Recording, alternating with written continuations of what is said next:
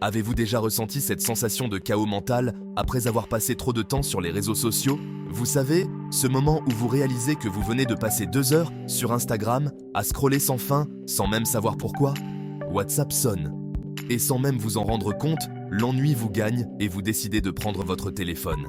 Il est temps de prendre conscience de l'impact réel de ces habitudes sur notre cerveau et de découvrir comment retrouver un équilibre sain.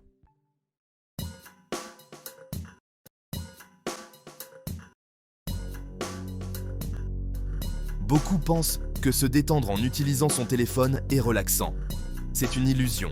En réalité, l'hyperstimulation provoquée par votre téléphone perturbe votre sommeil, tant au niveau de l'endormissement que de la qualité du sommeil. Or, le sommeil est essentiel au nettoyage du cerveau. Lorsque ce processus est perturbé, le cercle vicieux de la fatigue et du dérèglement de la dopamine s'intensifie. Des études ont montré que plus on passe de temps sur les réseaux sociaux, moins les zones du cerveau responsables de la prise de décision et du contrôle des impulsions sont actives.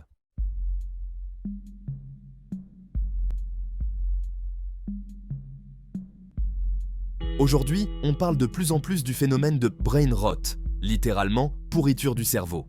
Lorsque vous passez du temps à scroller sur les réseaux sociaux, à regarder des vidéos racoleuses sur des sujets polémiques ou simplement à regarder les moments forts de la vie des autres, vous exposez votre cerveau à une quantité d'informations qu'il n'est pas conçu pour traiter.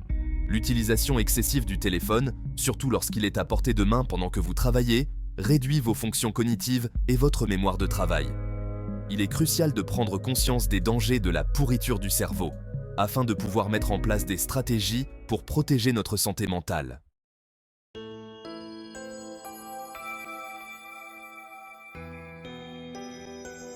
Ce flot incessant d'informations superficielles et de notifications crée une boucle infernale.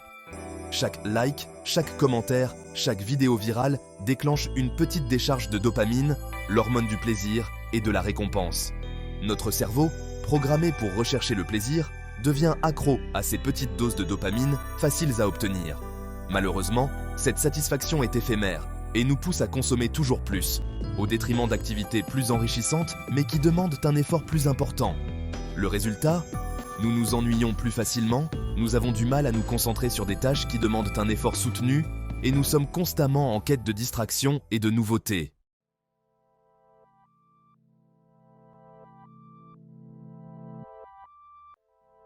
L'hippocampe, cette petite structure nichée au cœur du cerveau, joue un rôle crucial dans la mémoire et l'apprentissage.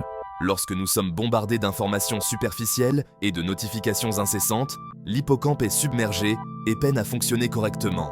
Imaginez un bibliothécaire essayant de ranger des milliers de livres en même temps, sans aucune méthode ni classement. Cela peut entraîner des difficultés de concentration, des problèmes de mémoire et un sentiment de confusion mentale.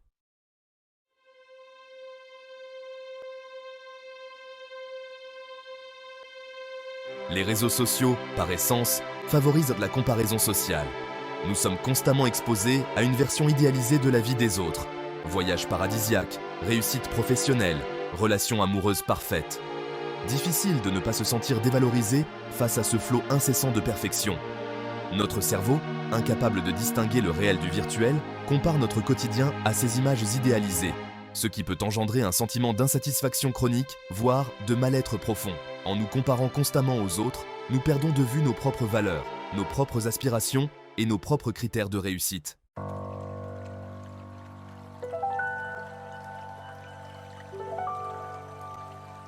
Le manque de sommeil est devenu un véritable fléau dans nos sociétés modernes. Pourtant, le sommeil est tout aussi vital pour notre santé que l'alimentation ou l'exercice physique. Pendant notre sommeil, notre cerveau ne se met pas en pause, bien au contraire. C'est un moment d'intense activité où il trie les informations accumulées pendant la journée, consolide les apprentissages et élimine les toxines. L'hyperstimulation numérique, en particulier avant le coucher, perturbe la production de mélatonine, l'hormone du sommeil. Un sommeil de mauvaise qualité a des conséquences néfastes sur notre humeur, notre concentration, notre mémoire et même notre système immunitaire.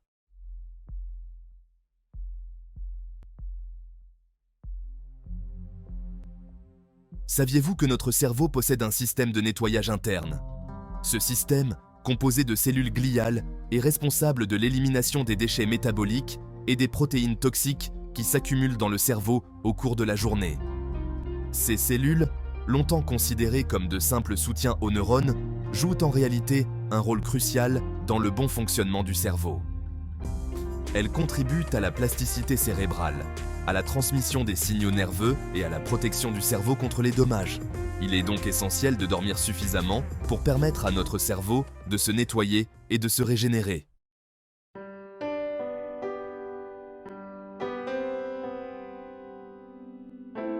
Vous est-il déjà arrivé de repousser l'heure du coucher, non pas par manque de fatigue, mais parce que vous n'arrivez pas à décrocher de vos écrans? Ce phénomène, appelé procrastination du coucher, est devenu monnaie courante à l'ère numérique. La tentation est grande de regarder encore un épisode de notre série préférée, de scroller sur les réseaux sociaux ou de jouer à un jeu vidéo avant de dormir. Ce comportement est souvent le symptôme d'une dépendance aux écrans et d'un dérèglement du système de récompense du cerveau. La procrastination du coucher aggrave le manque de sommeil et entretient le cercle vicieux de la fatigue, de la dépendance aux écrans et de la dégradation du cerveau.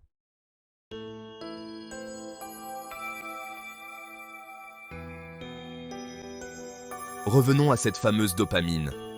Son rôle est de nous motiver, de nous pousser à agir pour obtenir une récompense. Mais avec les technologies modernes, et notamment les réseaux sociaux, la dopamine est sollicitée en permanence, pour des récompenses bien moins vitales. Chaque notification, chaque like, chaque vidéo virale déclenche une petite décharge de dopamine. Conséquence directe, nous devenons plus impulsifs. Notre capacité à résister à la tentation, à différer la gratification, est mise à mal.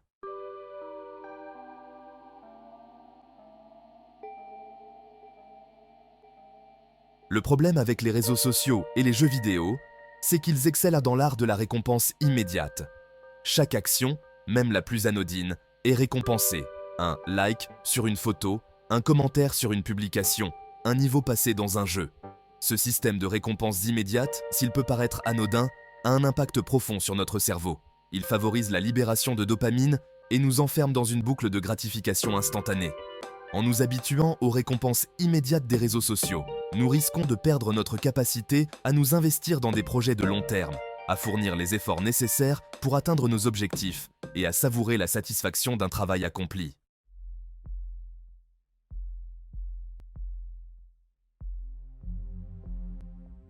L'utilisation excessive des réseaux sociaux ne se contente pas de nous rendre plus impulsifs et moins patients, elle affecte également nos fonctions cognitives, et notamment notre capacité de concentration et de mémorisation. Des études ont montré que les personnes qui passent beaucoup de temps sur les réseaux sociaux ont tendance à avoir une attention plus fragmentée et à être plus facilement distraites. Leur cerveau, habitué à jongler entre des informations courtes et superficielles, a du mal à se focaliser sur une tâche unique pendant une période prolongée. Lorsque nous sommes constamment bombardés d'informations, notre cerveau a du mal à faire le tri et à retenir l'essentiel. Les informations superficielles, rapidement consommées et oubliées, prennent le pas sur les informations importantes que nous devrions mémoriser.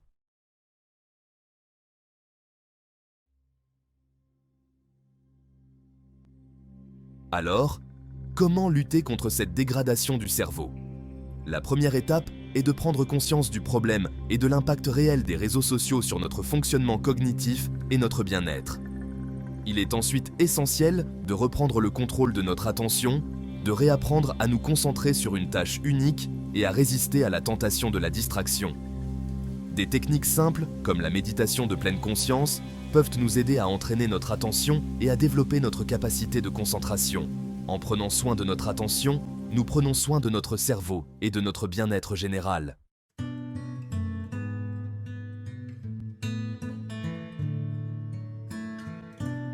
Le repos conscient, une alternative à l'hyperstimulation. Face à ce constat alarmant, il est urgent de trouver des moyens de contrer cette dégradation du cerveau. Et si la solution résidait dans le repos? Pas un repos passif devant un écran, mais un repos conscient, choisi et bénéfique pour notre cerveau. Apprendre à se reposer consciemment, c'est donc offrir à notre cerveau la possibilité de se régénérer et de fonctionner de manière optimale.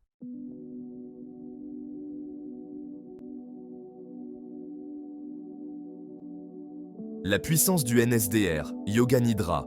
Parmi les techniques de repos conscient, le NSDR, Non-Sleep Deep Rest, également connu sous le nom de Yoga Nidra, est particulièrement efficace. Il s'agit d'une pratique de relaxation profonde qui consiste à se détendre en position allongée, en portant attention aux sensations du corps et en se laissant guider par la voix d'un praticien. Le NSDR permet d'atteindre un état de relaxation profonde comparable à un sommeil léger sans pour autant s'endormir complètement. Pendant la pratique, l'activité cérébrale ralentit, les ondes cérébrales passent d'un état bêta, éveil actif, à un état alpha, relaxation, voire θ, sommeil léger. Les bienfaits du NSDR sont nombreux: réduction du stress et de l'anxiété, amélioration de la qualité du sommeil, renforcement de la concentration et de la créativité, meilleure gestion des émotions. En intégrant la pratique du NSDR à votre quotidien, vous offrez à votre cerveau des moments de repos profond qui lui permettront de se régénérer et de mieux fonctionner.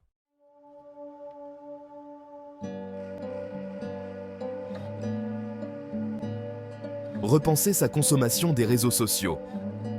Il ne s'agit pas de diaboliser les réseaux sociaux, qui peuvent être un outil formidable de communication et de partage. Le problème réside dans l'utilisation excessive et incontrôlée que nous en faisons. Au lieu de scroller machinalement sur votre fil d'actualité dès que vous avez une minute de libre, essayez d'adopter une consommation plus consciente et intentionnelle. Posez-vous les bonnes questions. Pourquoi est-ce que je vais sur les réseaux sociaux? Qu'est-ce que je recherche réellement? Est-ce que cela me procure du plaisir, de la satisfaction? Ou est-ce que je me sens plutôt frustré, anxieux, déprimé après avoir passé du temps sur ces plateformes? Privilégiez la qualité à la quantité. Suivez des comptes qui vous inspirent, qui vous nourrissent intellectuellement ou émotionnellement. Limitez votre temps de connexion et définissez des plages horaires spécifiques pour consulter vos réseaux sociaux.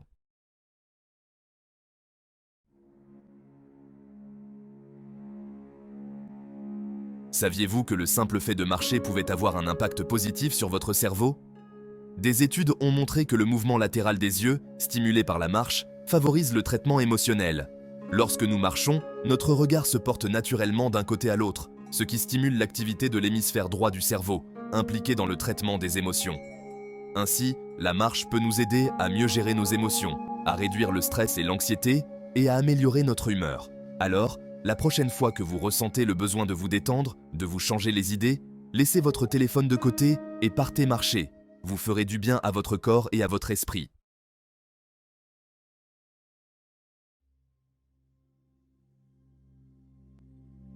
Le journaling, ou écriture expressive, est une pratique simple et accessible à tous qui consiste à écrire librement ses pensées, ses émotions et ses expériences dans un carnet.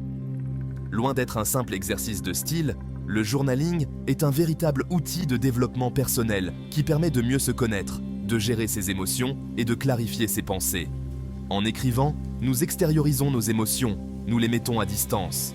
Cela nous permet de prendre du recul, de les analyser avec plus de lucidité et de les accepter telles qu'elles sont. Le journaling est également un excellent moyen de faire le point sur sa vie, de prendre conscience de ses schémas de pensée et de ses blocages. En relisant ces écrits, on peut identifier des schémas répétitifs, des croyances limitantes qui nous empêchent d'avancer. Nul besoin d'être un écrivain aguerri pour pratiquer le journaling. Laissez simplement votre plume courir sur le papier, sans vous censurer, sans vous juger. L'important est d'être honnête avec soi-même et d'écrire avec authenticité.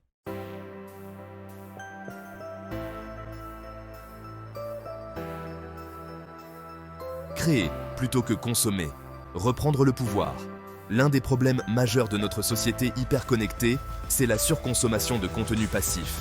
Nous passons des heures à regarder des vidéos, à lire des articles, à scroller sur les réseaux sociaux, sans jamais vraiment interagir, sans jamais vraiment créer. Or, notre cerveau a besoin d'être stimulé, challengé. Il a besoin de créer, d'inventer, d'imaginer. En nous limitant à la consommation passive, nous privons notre cerveau de cette stimulation essentielle à son bon développement. Alors, osez créer. Trouvez une activité qui vous passionne, qui vous stimule intellectuellement et émotionnellement. Peinture, écriture, musique, jardinage, bricolage. Les possibilités sont infinies. En créant, vous reprenez le contrôle de votre temps, de votre attention, de votre vie. Vous vous offrez un espace de liberté et d'expression personnelle. Vous nourrissez votre cerveau et lui permettez de s'épanouir pleinement.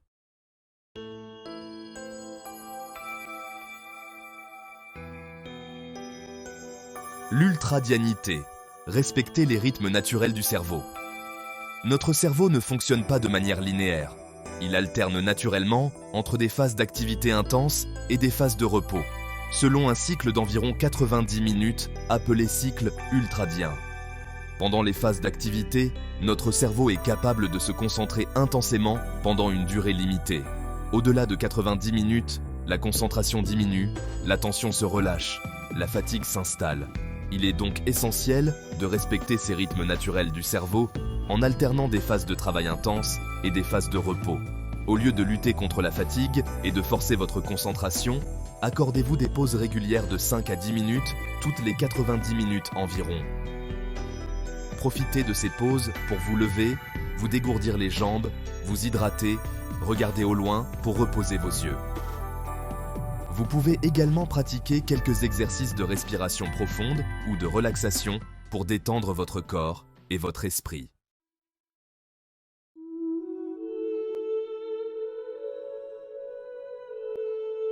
Prendre soin de son cerveau, c'est investir sur soi. En conclusion, la prise de conscience de l'impact de nos habitudes sur notre cerveau est une première étape essentielle. Ce n'est pas une mince affaire, car cela demande de remettre en question certaines pratiques ancrées dans notre quotidien. Pourtant, chaque petit pas vers une hygiène cérébrale plus saine est un investissement précieux pour notre présent et notre futur. Il est tentant de penser que nous sommes imperméables à l'influence de la technologie, que nous sommes aux commandes de notre attention et de nos pensées. Mais la réalité est plus subtile. Notre cerveau, aussi extraordinaire soit-il, est malléable. Il s'adapte en permanence à son environnement et aux stimuli qu'il reçoit. En choisissant de nourrir notre cerveau avec des pensées positives, des expériences enrichissantes et des moments de repos authentiques, nous lui donnons les moyens de s'épanouir et de nous accompagner au mieux dans toutes les sphères de notre vie. N'oublions jamais que notre cerveau est notre allié le plus précieux. Prenons-en soin.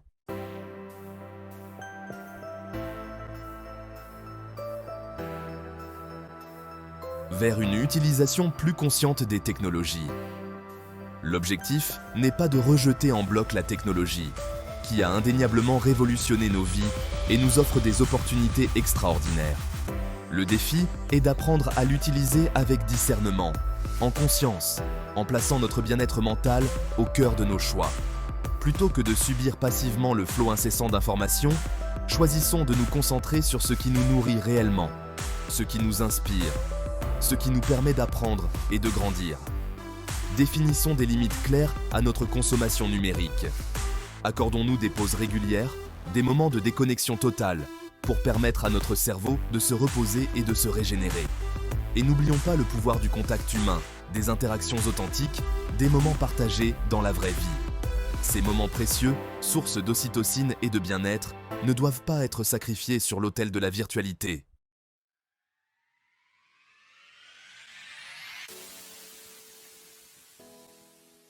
Créer un impact positif, le véritable moteur du changement. Au-delà de la simple préservation de notre santé mentale, prendre soin de notre cerveau nous permet également de déployer notre plein potentiel et d'avoir un impact positif sur le monde qui nous entoure. Un esprit clair, reposé et concentré est capable de grandes choses. Il est capable d'innover, de créer, de trouver des solutions aux défis complexes auxquels notre société est confrontée. Alors, engageons-nous dans des projets qui nous tiennent à cœur, qui donnent du sens à notre vie. Mettons nos compétences, nos talents et notre énergie au service d'une cause qui nous dépasse.